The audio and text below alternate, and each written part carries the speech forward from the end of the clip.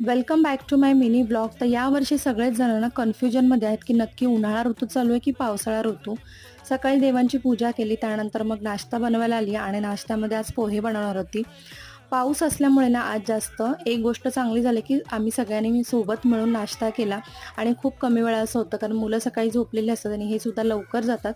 पण आज पाऊस असल्यामुळे ते थोडे थांबले होते की पाऊस थोडा कमी झाला की मी निघेन कामावरती. आणि इकडे ना जोक झाला होता, त्यासाठी प्रज्ञा इथे हसत होता आणि मी इथे पुन्हा आली किचनमध्ये. जो नाश्ता होता तो रेडी झाला होता. आम्ही एकत्र बसून सगळ्यांनी नाश्ता केला. त्यानंतर मग आम्ही असं ठरवलं की पाऊस थोड्याफार प्रमाणात कमी झाला होता, खूप जास्त नाही पण थोड्याफार प्रमाणात. त्यामुळे आम्ही दोघं बाहेर निघालो आणि म्हटलं चला आपलं काम जे आहे ते करून घेऊया आणि बघू शकता तुम्ही पाऊस. त्यानंतर घरी आल्यावर मस्त अशी बिर्याणी जी बनवली होती ती एन्जॉय केली आणि संध्याकाळी सुद्धा खूप जास्त पाऊस होता, तुम्ही बघू शकता.